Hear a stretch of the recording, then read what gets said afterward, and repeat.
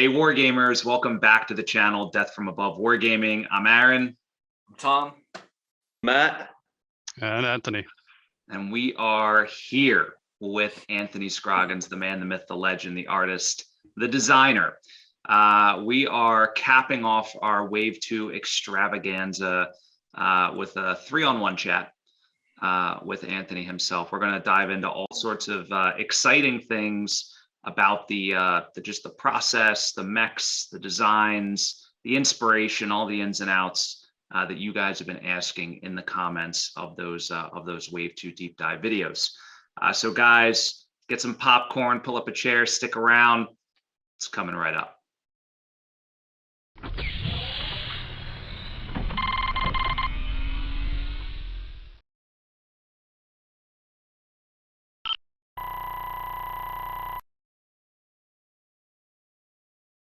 All right, and we are back. Anthony, thank you so much for joining us here on DFA. Appreciate it. Yeah, it's good to be here.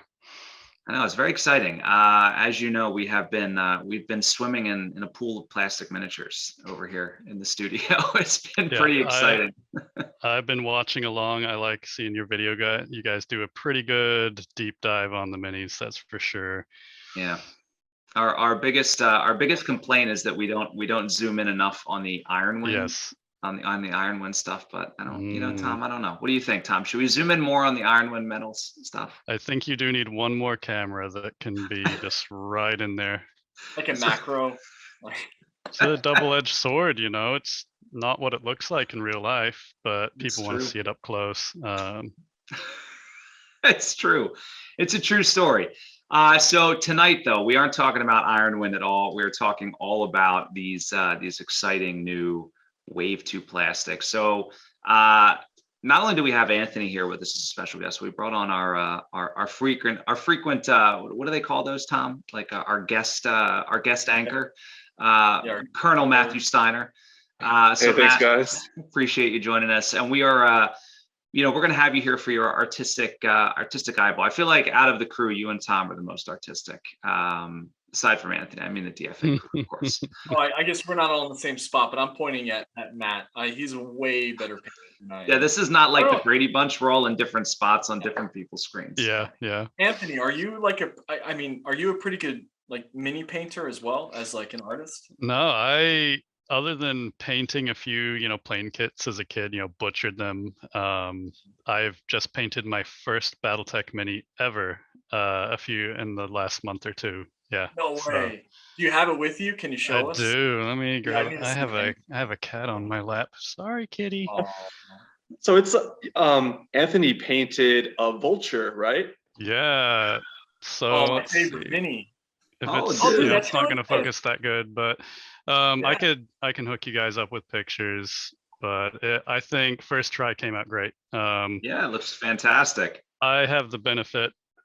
I've been watching, all the give me these tips and people giving their tips and tricks, and watched a few tutorials. So I didn't like go have a video off the side. I just went by what I learned, absorbed, and yeah, it works. You just gotta brush paint it, or did you airbrush? Yeah, no airbrush, not even a spray can prime. I had to hand prime it.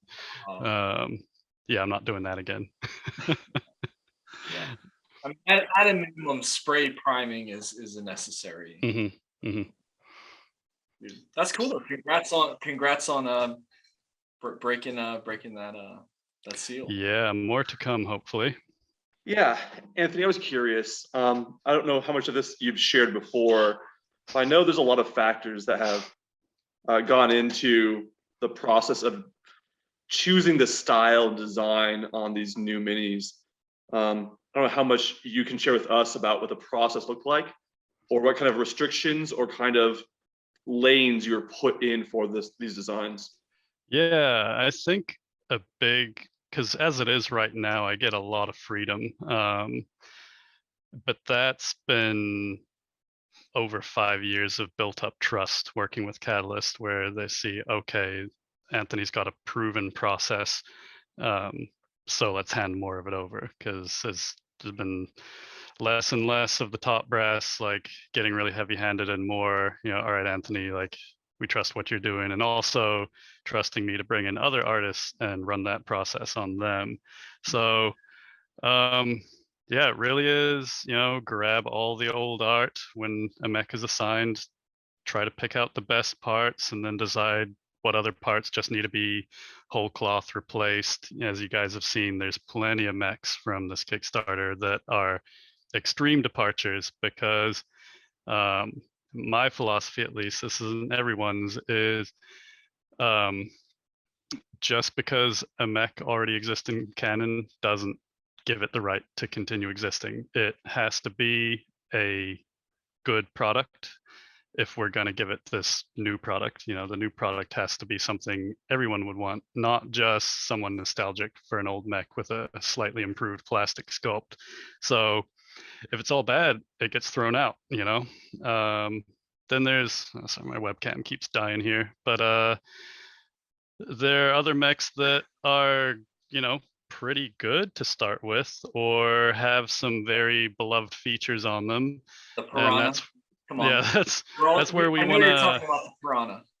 My favorite. That's so the Piranha is a good case of a good restriction where a mech might be pretty dang ugly. The Piranha is a polarizing, goofy looking mech, So but good. it might have something to it that you just fundamentally can't remove. It's got that fish head, it's got 12 machine guns on it. You can't get rid of that. There's no way to make that look good. Right. There is one trickery you can do. I think some locusts have that, where we can amalgamate multiple machine guns into one rotary machine gun kind of thing. Get away with that. But we try to not do that too much either. But yeah, like Piranha's a good one. We're like, okay, we accept this mech's going to be goofy. What can we do with it? And just get it out. It was so good. And then there's ones like the Unseen, the Marauders, the Warhammers, the extremely beloved, where that goes down a really tight road of everyone's got to be happy before it gets approved. Yeah, were some of the mechs like that, like the Marauder or the Warhammer, did they have more like design review, like with other people in the company outside of like the design team, where they're like, we really want to sign off on these ones? And those, the Marauder, Warhammer, and Locust were the first three we worked on. And at the time, Catalyst had not been in that mega lawsuit with Harmony Gold where they sued everyone. So we were trying to tippy toe around those legal issues. So the Marauder and Warhammer, it had to, I wanted to like it, of course. And then Brent Evans, my art director, Ray, the line developer, Randall Bills, head of Catalyst.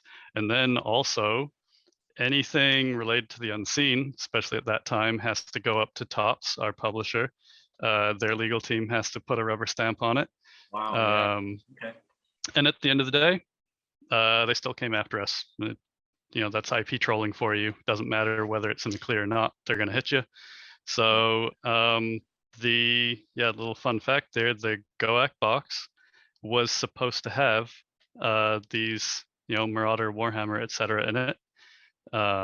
Instead, what you got was all the Dougram based Unseen, because those weren't a legal issue with our trolls. So that's how we it became a Dougram box essentially.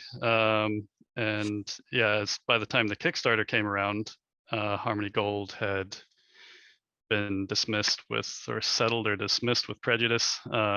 And so all the Unseen that we worked on after that was not a problem, and I could we go wild, as faithful or as much departure as we wanted. Yeah. Yes. I think it's my shiny head that confuses the web camera. I have that problem. One of the things I was going to ask you about Wave 2 versus even Wave 1. So there is a pretty cohesive design, like overall. Mm-hmm. And I like joked about the classification of like, office equipment mechs and then like mechs and stuff. Like, I'm very curious, I in Wave 2, there's a lot more of these like sort of Mega Man looking, like more bulbous, a little bit more like alien futuristic looking. Like the Horned Owl. Yeah, Hornell is a great example of that. Thank you. And how you handle like the Cyclops, which I would call more of that like office equipment style, like very blocky. Could be a printer, could be a fax machine. You're not sure, but shoot you either way. Our internal name for that is utilitarian ugly. Okay, I love it. brutalist mechs. Yeah. Are you like thinking like for wave 3 or whatever you want to call like the next iterations? Like, you know, I was telling Aaron before privately, like just for jokes, like it would be really cool that, you know, planets or houses sort of had very distinct styles of mechs sometimes. Like you think Karita, I think, right, had some of the ones with banners and things, right? In the years. Are you thinking about like creating that next step of like differentiation between mech designs? Or are you trying to stay real tight to that cohesive, like it's like very like kind of Lego-y, you know, very blocky put together? Just curious. You getting bored with that, or Yeah. with it, or? I mean, some of it is honestly it just comes down to the artist. There's not a whole lot of corporate directive there. Yeah. Do you have like a really strong lookbook at all, or anything where you're like you have to design stuff with these? No. Really? Okay.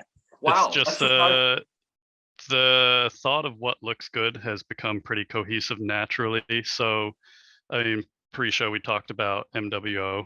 So jumping a bit there, people will say, well, I guess some often maybe negative criticism as well. It looks like you guys just copied MechWare Online, but we don't. It's just that me and Alex have kind of the same idea for what a good-looking mech is for a modern design. Alex might have a little more directive to amp up the detail level for video games because you're getting really close to the mechs in first person. But no, it's really what we like to do. Now I might railroad my other designers a bit towards my style. That was definitely an intentional thing, especially to start. And then as I see my artists kind of get under the legs a bit more, get a bit more consistent in the quality of design, I'll kind of loosen up a bit on them. But yeah. So what are you really pushing on? I'm just curious, like when you have like a new designer come on board, what's really where you pinpoint the like your style, like your? Yeah, I guess it's like you say, a certain level of detail. We don't want them too low detail. Sometimes there's too much detail and I go in and I erase stuff. But yeah, I guess you asked about a lookbook. I guess the lookbook would be my look. As we go forward, I would like Whatever to I say loosen it that up. is.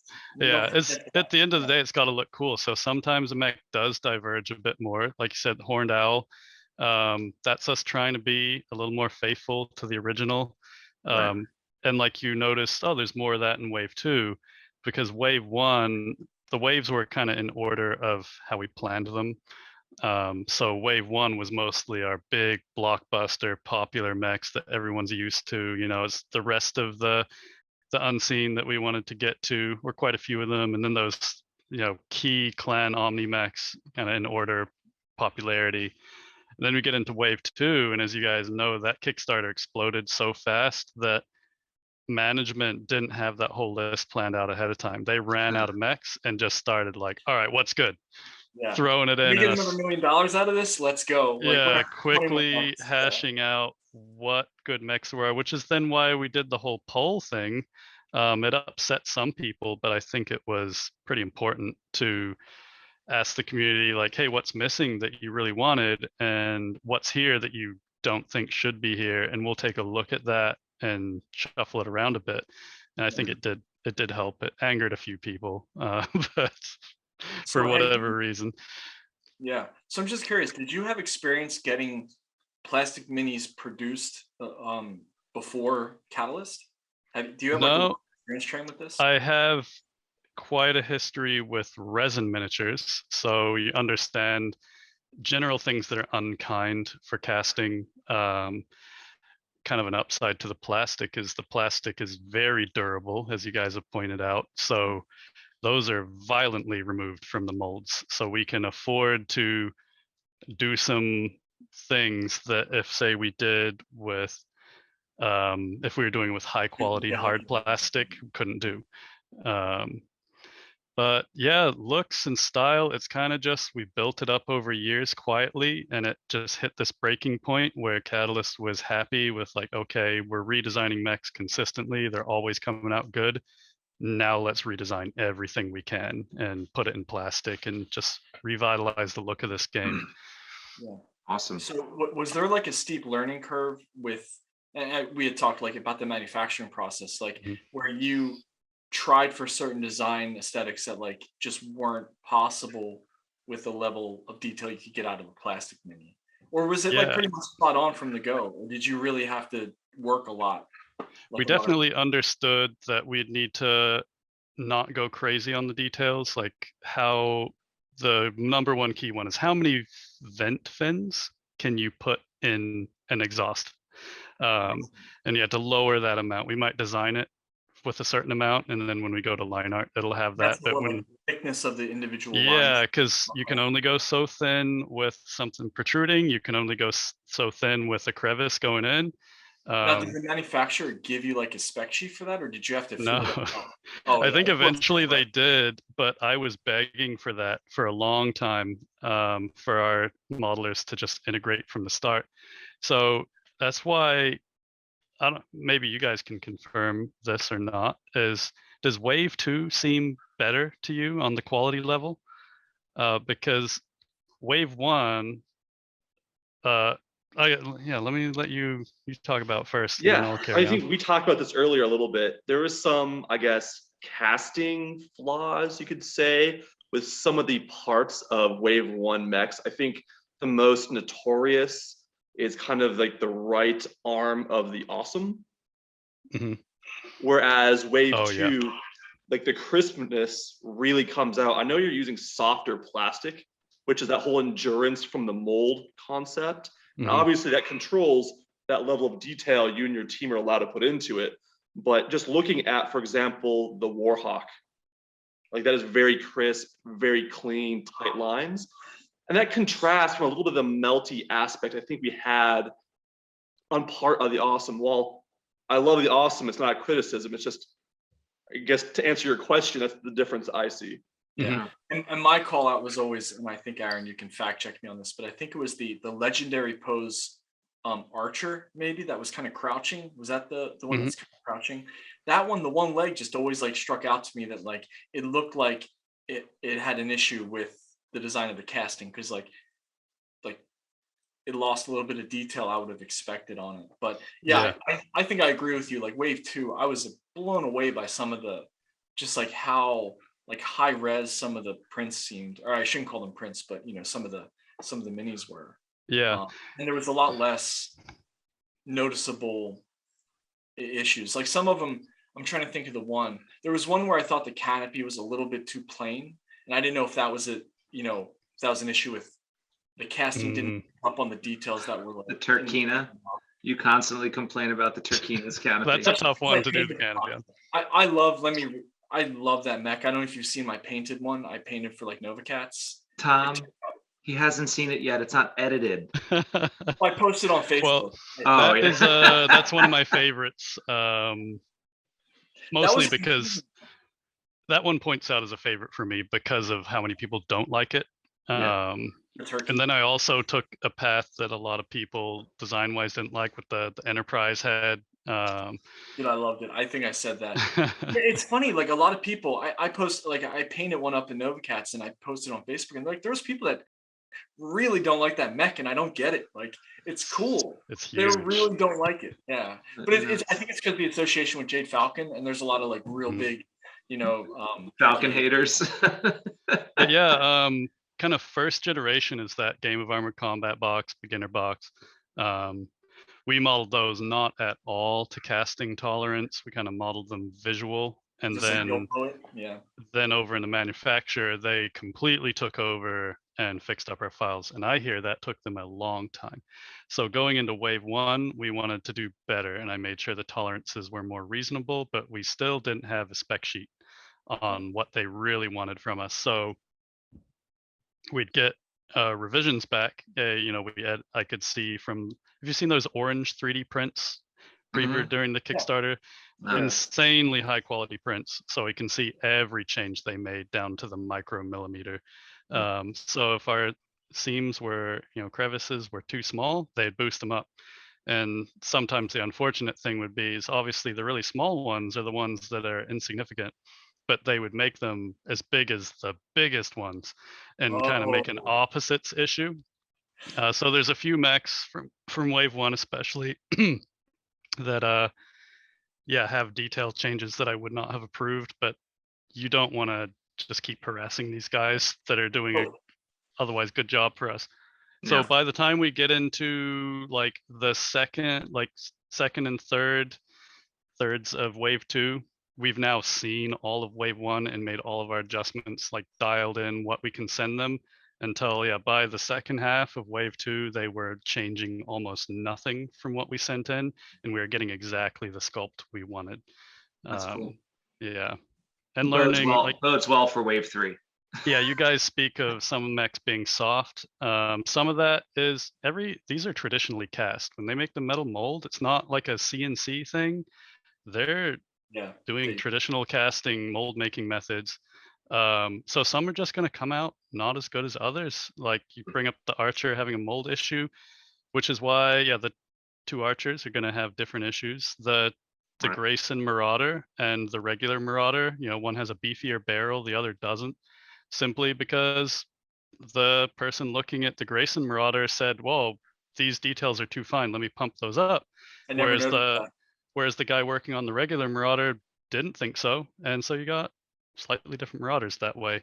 And just interesting stuff like that. But also cracking down on, like when you take a corner and you bevel it, you put a 45-degree cut in it, looks great from a 3D render. But if you make one too small and it goes to plastic, those two new 45-degree changes are going to round, and it turns into one big round curve instead of a 45-degree cut.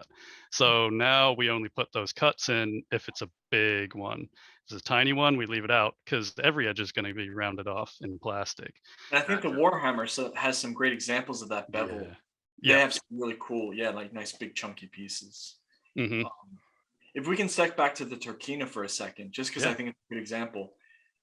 So beyond manufacturing, the other piece I was curious about was the difficulty in translating like source material into a 3D model.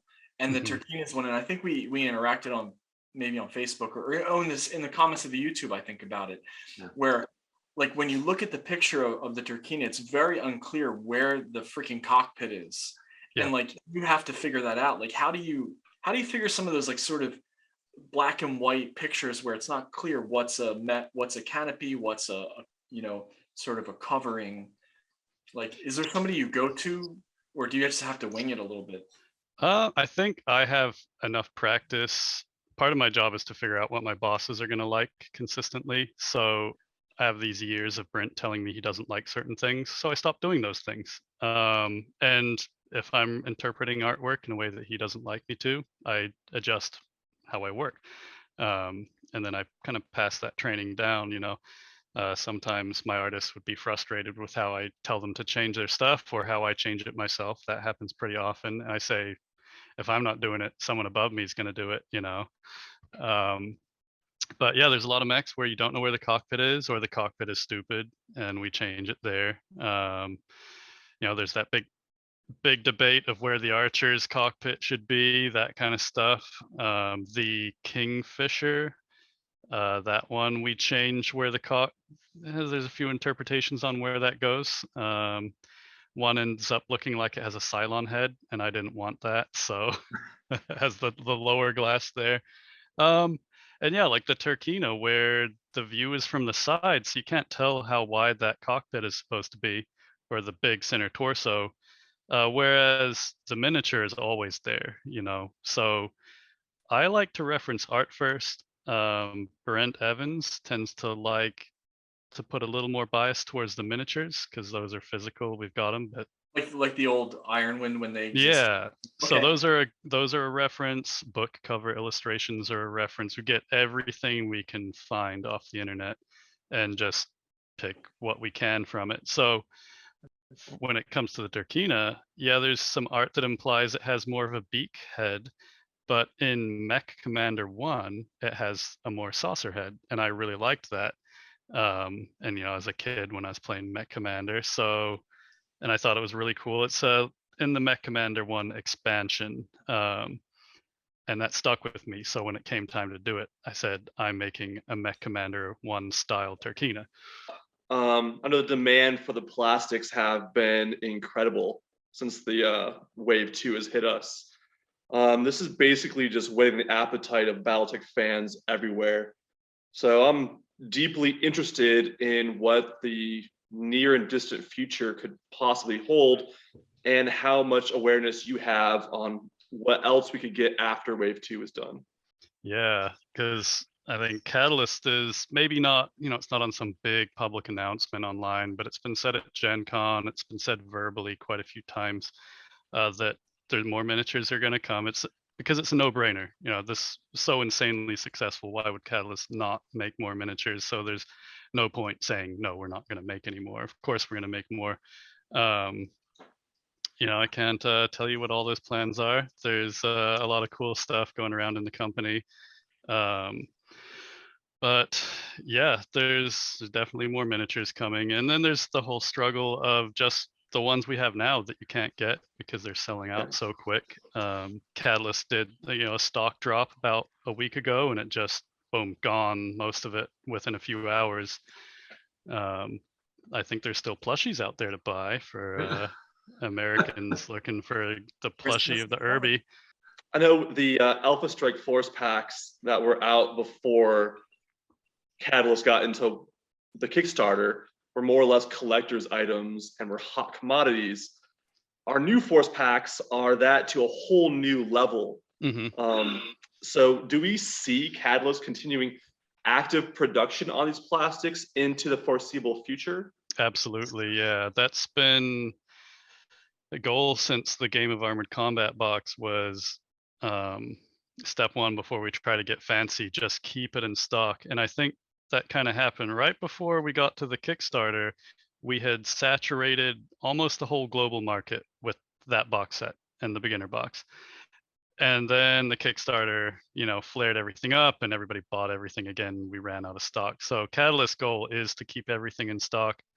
As I think one of their semi-post-mortem, stock number, order number posts they made on Kickstarter, I forget if it mentioned it, but basically every time Catalyst reorders stock of these miniatures, it's their biggest order they've ever made. They said, maybe this will work. No.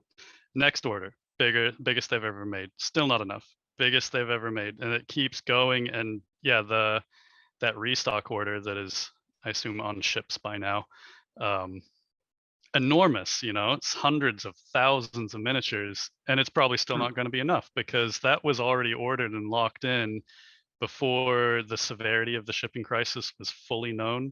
Yeah. Before we saw those multiple month delays just trying to get the Kickstarter on and off some ships.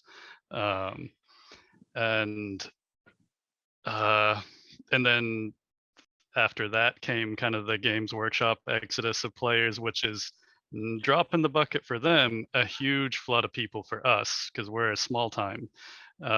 Is that a real thing? Because it sure seems like it's a thing. Yeah, I mean, if you look on the BattleTech Reddit, for a while it was just flooded with posts of Games Workshop players that ran out. Either they were smart and found a box somewhere, or they just paid scalping rates because they're used to it, and then they're like, here's my first BattleTech miniature, and it blows away, your average BattleTech painter's job. The level of painting they're bringing is huge. Is it because of anything that happened? Is anybody aware of what did they did they also revamp rule set 10 or whatever? It's multifaceted. It's that's a whole time. That's a whole nother interview. That's a whole video there. That's a whole video. I could go pretty deep into that. Are you a Warhammer player at all? No, I've played a few games with friends' collections, but never grabbed me. Honestly, I'm not a huge tabletop gamer in general. Are you a video gamer? I was a video game binge level player. Now I'm an occasional. I think I got my fill after, 2 decades of video game addiction. You a WoW player? Big into Halo, Battlefield, shooters. I play Yeah. RTS, some StarCraft, some Supreme Commander. Homeworld is a very pivotal game for me. Anyone that hasn't played the Homeworld games, play those. So back to BattleTech. Yeah, I got one last. No more. Now let's talk about Warhammer anymore. Tom. Yeah. I got one last like BattleTech related question before I'm done for the night. And you Approved. Okay. And Matt, if I'm stealing your thunder here, just cut me off. But No, you're good. I'll add to it. yeah, we were talking about scaling, and I kind of wanted to get to that because before Kickstarters, before the new wave of plastics like came out, that was a constant thing we talked about, was like the just crazy scaling that you saw across like Ironwind, the Alpha Strike models, like, and like, I don't even know where this question's going. I'm just curious, like, how did you decide what the smallest would be to then end up with the largest? Because like the scaling makes total sense now.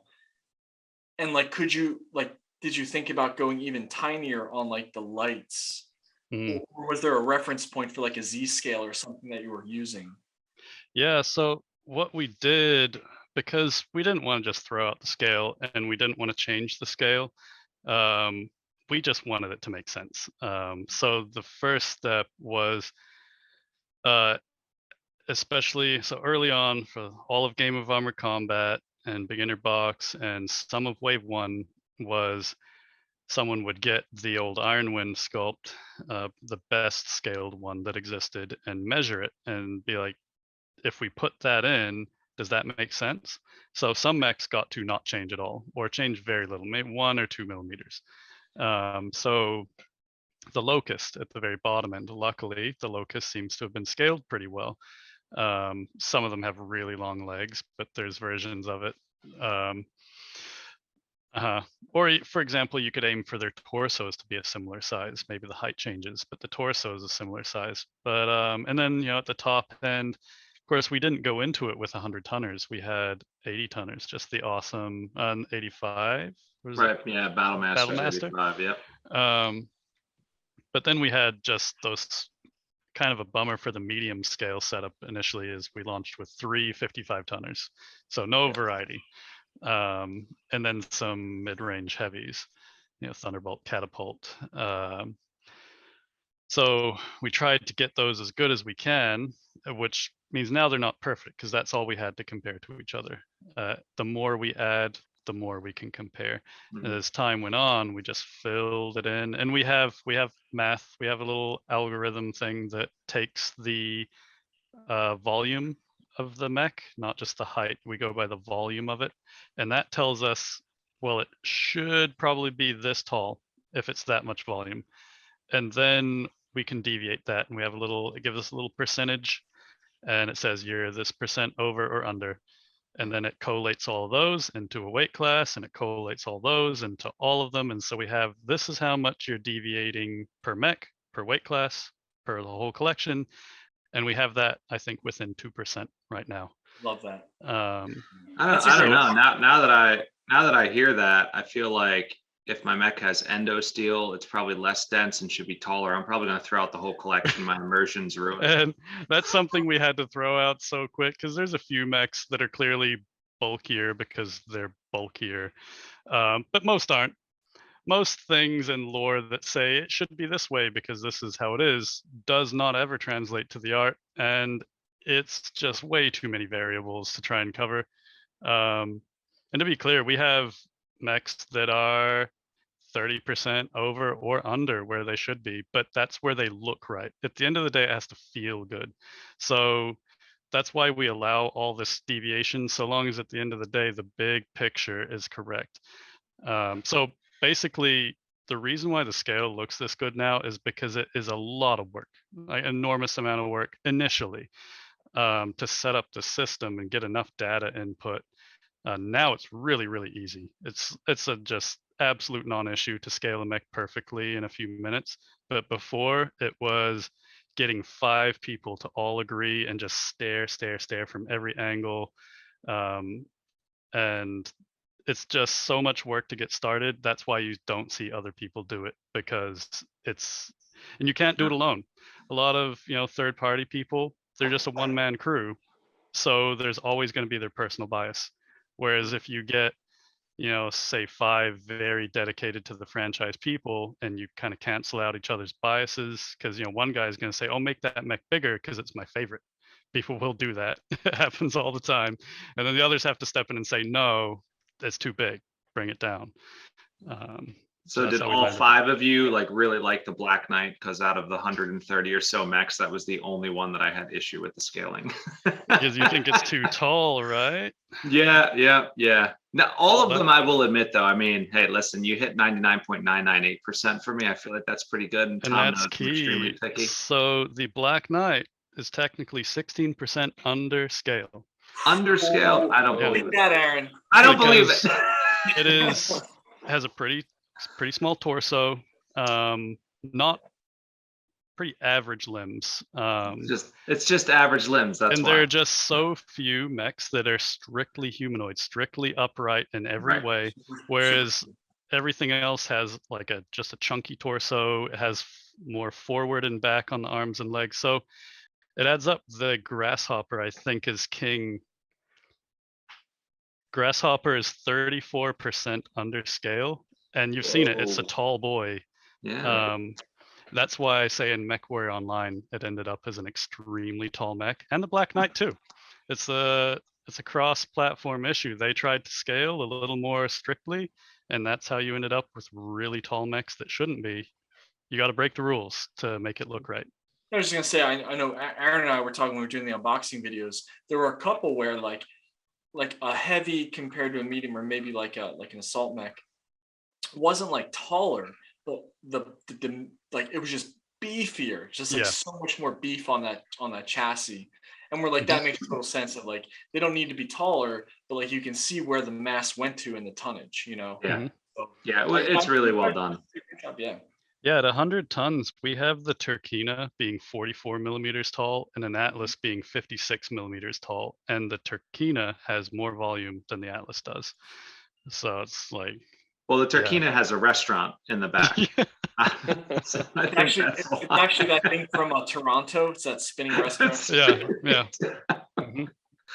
Matt, any questions from you? We do have a couple from our patrons I want to get to as well that we didn't hit on yet. But Matt, anything from you before we jump into those? Yeah, one last one.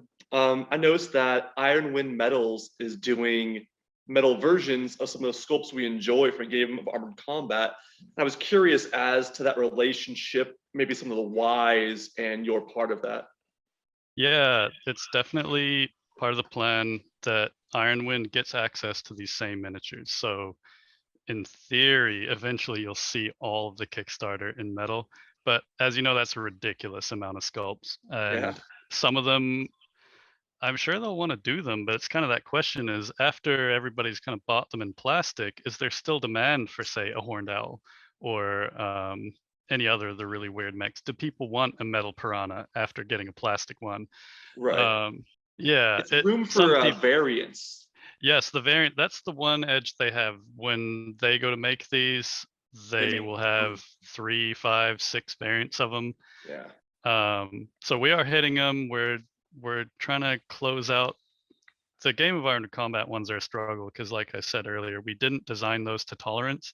So in good faith from my end, we need to fix those up before we put them in metal, because otherwise all these details disappear. So we got a few left. Is it even less with metal than it is with plastic, I assume? We get a little more detail out of the metal than we do from the soft plastic. Resin is your highest tier, and then hardened plastic, and then it's metal, and then soft plastic. But it's just, we have to do this whole separate process of parting them out, giving them joints that you can pose them from, then doing all the variants. And my team is very busy, so in fact, I'll just say it, that Ironwind hasn't already released more is me and my team's fault. I haven't focused on it hard enough. They keep bugging me for them. So they'll be coming. Catalyst and Ironwind, they're separate companies, but they're all friends. A lot of people do bring that up, like, but they're different companies. They're competitors, right? No, not everybody is competing. So Yeah, and Ironwind technically has the exclusive right to make miniatures. Catalyst technically has the right to make starter packs. So that's why you see the Alpha Strike cards and the pilot cards in each Lance pack. That makes it a starter product, or you can call it an Alpha Strike product. That's what those old out of print boxes were. Alpha Strike's technically not BattleTech. So a bit of a loophole there. But no, Catalyst now foots the bill of making these really cool 3D models, and then they get first dibs to make plastic, and then Ironwind gets a very high quality model that's ready to go. Not for free. They got to pay for the variant weapons and stuff like that, but it's definitely raises the quality level for them. So it's a mutually beneficial deal. I was curious about, you mentioned the variant sprues and stuff like that that Ironwind does. Is there any possibility of that happening with the plastics in the future? I think Like, it's not hard to just cut soft plastic Right. and move on a new gun. Yeah, and I think that's the frustration of the Skew Count. Like Ironwind is they're used to having a bajillion products on their list, but Catalyst for a long time has just sold some books, a Yeah. collection of books, not all of them in print at the same time. It's very manageable. Now they're doing all these miniatures, and then people want to add, because again, got to think retail. Everything needs a SKU, the barcode, and a proper product number and registration. Every little item we sell is another thing that has to be tracked in inventory and production. It very quickly turns into a mess, because let's say we just do a variant pack that maybe has 2 variants in it and sell it for each and every mech. We've now just tripled the SKU count, and that's if you force someone to buy the variants for the whole pack, the whole Lance pack. It's the numbers are insane. So that when Catalyst says they have no plan, that's for variants. That's my theory, is that the SKU count is just off the charts, and it's kind of not yet reasonable to ask of them. Yeah, that's why I was curious if they could just sell, like, generic weapon types. Yeah, I think that's something they've thought of. I don't make those decisions, so I can't speak for them. But But the designs, even, yeah, I guess thinking about that, missile like, pods and autocannons and nothing stuff. It's not standardized at all. Like, mechs have SRMs and stuff that don't look anything alike, Right. or PPCs that don't even look similar. Yeah. We brought the weapon scale slightly closer together with these new mechs, but it's what looks good as matters for every mech. But it opens the door for one. Once Ironwind gets their hand on the sculpt, they have that incentive for people to buy from them, is all those variants. And likewise with Creative Juggernaut, if they choose a mech to do, they can do variants, and we're not eating the market from each other. Yep. Yeah. Yeah, very cool. I think Catalyst is smart to stick to you can open this box and play right now. Yeah. I like that. Yeah, that's what people want. I think that's been very attractive. At least what we've seen in the comments, of that that crowd coming over from that other game that shall not be named, and their ability to buy an entire army for $20 to $30, right, and get it on the table and play a game so quickly is super appealing, right? So anything that lowers the barrier of entry, and then I was thinking about this the other day, like this sort of whole new culture of like people playing D&D at the bar, right? You would have never seen that 15 years ago or when like we were kids, right? But now it's like very like you got all these, this sort of hip. Can we call them hipsters? Is that derogatory? Am I allowed to say that? I don't know. But like they're all out. They all want a game. So lowering the barrier of entry to play, having a ready to go box like this Wolf Dragoons pack that's going to be at Barnes and Noble. I think that's great. That's great marketing. So it's exciting. It's exciting to see BattleTech moving in that direction for sure. Want to hear Patreon questions coming? Patreon questions. I hear them. They're coming in right now. They're screaming. You guys already asked most of them. One of the patron questions was about the MWO sculpts, and Anthony, you hit on that a little bit earlier. So you kind of similar. They look that much like the MWO stuff. Yeah. Well, no, I gotta sympathize to a non-artist, this is not derogatory, it's just a fact that we look at art differently. So Yeah. your average person is going to look at my mech designs and Alex's designs for Mech War Online, and a lot of times they might be, if they look at both at the exact same time, they'll see. But if they're just going by what's in their head, it's the same mech. So many of them, oh, you just copied it, it looks the same. If you ask that person to then go look at them side by side, they'll be like, oh, I apologize. I try to not be insulted too much, but so you can tell sometimes they say it in an insulting way. Other And I didn't even times want to get into that. Yeah. you I have don't know how to. you deal with the vitriol. Or That's another interview we'll do, how you deal with, because I need advice on that. How do you deal with the internet, right? But that's Okay, a whole for different artists, question. For artists and for some other people, it applies. Try to read the context from someone comparing your work to something else that you didn't reference when you did it, and see if it sounds like they're just excited because your work looks like their favorite thing. I've had my power armor compared to Halo a lot, and it became a meme, a sci-fi meme. Looks like Halo is the phrase, but you got to understand, some people only know Halo and they love it. And so if someone's saying your work looks like my favorite thing, that's a compliment. And then Destiny came out, and then looks like Halo was gone. It was looks like Destiny now. And stuff like that. But yeah, that's how you got to take it. Some people are saying it as in you suck, you have no originality. Other people are saying that's cool, it looks like something I like. Love it. You're very kind. That's a Very kind. Very way. kind. Very. The other thing, a lot of guys very interested in the scaling. I think they echoed what we talked about. I think in general, everybody thinks the scaling's just super impressive. You know, playing a tabletop game, especially like the way we play right on the 3D map, like that level of immersion you get with those miniatures when they're scaled appropriately, I think is fantastic.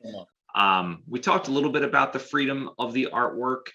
What I wasn't clear on was, so you do the line art as well as the 3D art, or is there somebody else that does the line art? It's a mix. So what we do now is a sketch, then 3D, then line art. It used to be line art immediately, and then the 3D artist would reference that line art. But concepting's better if you can be loose and messy with it. So I pushed for us to have a paid just sketch section of our design process. And yeah, so I do design quite a bit, roughly half of everything I design, but then the other people, you know, Bishop Steiner, Ben Myers is his proper name, Harry Calio, Alan Blackwell, Dale Ide, a few other guys here and there. I'll bring them in to help out. One, I can't do it all, and two, I want some variety in there from other people. Oh yeah, you know, Alex Iglesias and Marco Mazzoni, they'll jump in occasionally too. They're great. And yeah, so we got all these designers, and then again, I can't do all this design and art directing and 3D, so we have 3D modelers that do all the 3D. So Alan Blackwell is our star 3D modeler, and then we got a few other guys in there as well. And yeah, it's at this scale, you gotta spread the load. At a smaller pace, smaller scale, Game of Armored Combat was me designing everything and Alex Emerzel modeling everything. Just two people did it all. I did all the line art. So we've gone from 2-man to like a 10-man team as far as core people goes. So one of the questions I liked was, did you have any designs where like you designed something or you picked a mech to sort of put into the Kickstarter and it was totally shot down? Anything, any of those scenarios? Yeah, me and, you know, people under my team, my Overwatch, we get a little bit of input, but often it really is a list that comes down from on high. You know, Randall Bills, Brent, Lauren, Ray, they've got a pretty good idea of what should go in, and then I'll take me and my team's feedback, like, we don't like this mech, we do like this one. We'll get a few substitutions. But one, for example, both from Kickstarter and going into some future stuff, like I like the Mauler. It's Yes. Love the and Mauler. I I'm think looking because up. it's I'm gonna go look at it. Mech Warrior 4 was another game where I jumped in and it's in there. Yeah. It's just got a bunch of guns sticking out of it and So it has an good. interesting shape. I haven't been able to get the Mauler on the list yet, you know? It's kind of a bit of a reveal there, a disappointing reveal, but I know we'll get to it. It's got to be done. We need a It's petition. That's a cool sculpt, or that will be, I guess. yeah, like for example, the MechWarrior Online one looks pretty cool. So you can kind of expect, you know, progress like that. Yeah, there's a few mechs, and then there's plenty of mechs where the mech goes on the list, and I hate it, and I fight to get it removed, and it just doesn't get removed. Yeah, like the Horned Owl is pretty silly. We will be getting to my Patreon. There's some mechs you can see on my Patreon. We'll get back to that aren't in the Kickstarter. That I can't say what they're for yet, but you can see new designs coming up, and one of them is the Clint? Another one of those Veritech based humanoid, Macross style mechs. And I think it's the most generic of all of them because we've done the Wasp, the Stinger, the Phoenix Hawk, the Crusader, and then the Clint comes along. There's people that want the Clint, but I think it's just okay. It's the most boring of the family. We could do literally anything else. It's such a fantastic mech. I love it. I do love it. But it does speak to the need for, like we said, those ugly utilitarian Yeah. industrial style, just Right. simple workhorses that fill out the setting. Yeah. That's why it's Not so, everybody that's why it's can so have an great. extravagant mech. Well, Right. your Yeah. work on that Vindicator was awesome. Hmm. Great mech. Yeah. Great design. Absolutely. So Yeah, speaking of these double secret designs, you heard him say it, guys. Check out Anthony Scroggins on Patreon. I think it's, what is it, like $1 or $2? $2. There's a $1 $2. option. It doesn't get you everything, but $2 gets you everything art wise. Per month, guys. That's 50 cents a week. Mhm. What can you buy for 50 cents a week? Rapid fire, anything. Nothing. Yeah. There's nothing that costs, nothing you you can able to buy. buy a McDonald's cheeseburger, but you can't anymore. You can't anymore. We You had that can't. conversation. That I'm throwing back to. You guys got to go to Burger King. Burger King still has a real value menu. Really? saying. 50 cents? Oh, they got $1 bacon cheeseburger. It's crazy. I was You telling can them they support used to have Anthony for 39 cents. for 2 cheeseburgers a month. That's it, guys. That's all. That's I all like it to takes. say it. That's going to cost you $24 a year. Are you going to notice that go missing from your bank balance? You are not. You are not. I'm a supporter of Anthony, and I will tell you what. I like salivate every time new artwork comes out. There are some, I don't want to spoil it, but there are some ones that we've talked about as things that, oh man, I really wish this one, and they're there. They're there in their glory. You will not be disappointed. So head on over there, check out his Patreon, throw a couple bucks his way. It's fantastic. It's definitely well worth it. And of course, you're supporting the hobby. So all good stuff there. Big bribes to get mechs that we want included. That's right. And you can put a bug in his ear and just leave comments on every picture. Mauler. Mauler. Yeah, and I mean, I encourage, like, Patreon and this whole idea of subscribing to your artist is somewhat new. A lot of people still aren't sure how they feel about it. They think there's some ethical issue. But freelancing can be tough for a lot of people. And so not just trying to get people on my page, but go out and like find an artist that you like that has a Patreon and give them a couple dollars a month, because the goal, you don't need to give them a huge pile of cash. What we want is, I want 1,000 people to give me $2 a month, and I've got $2,000 a month. It doesn't hurt you, and then it frees me. Because then you get more art, just more artists doing what they love instead of having to chase the job. Right. Yeah, exactly. And Colonel Steiner needs more mechs, so more Patreons, please. It's just like a virtuous cycle of money that goes around this Zoom call. And At this point, are you like full-time employed by Catalyst, or are you still So like part-time? I'm not an employee. I am Well- still a freelancer. Even some of their very core people are still technically freelance. It's hard for a smaller business to employ people when there's no guarantee that you'll have endless work for them to do. Technically, they have endless work for me to do. Would they be able to pay a big enough salary to really make it a real salary? That's tough. So when I switched from having another job and then doing stuff with them and said, I'll do full time, you let me post otherwise private artwork onto my Patreon, and make a double income for myself there. That'll top it up to where I'm comfortable quitting my other job. So Patreon allowed me to quit my other job and make these mechs full time. Yeah.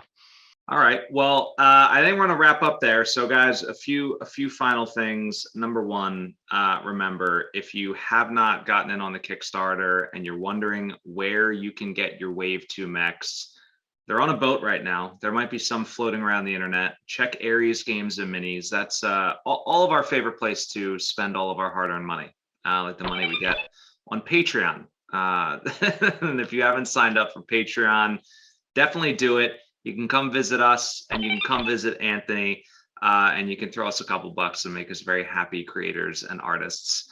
But of course, as you know, we appreciate all the support on both sides. But definitely head on over to Anthony's Patreon. The mech designs there are fantastic. But that's all I've got. Anthony, any closing thoughts? No, you guys are doing great. Yeah, looking forward to seeing all those mechs on the table painted up in cohesive armies. It looks great when people pull that off. And I hope we've got more mech packs in the future for you guys to review. Can't wait. Can't wait. I hope so too. We had so much fun going through them. I can't wait for the next giant box of mechs to show up at my doorstep. I can tell you that much. Still watching. All right, well, just crack up.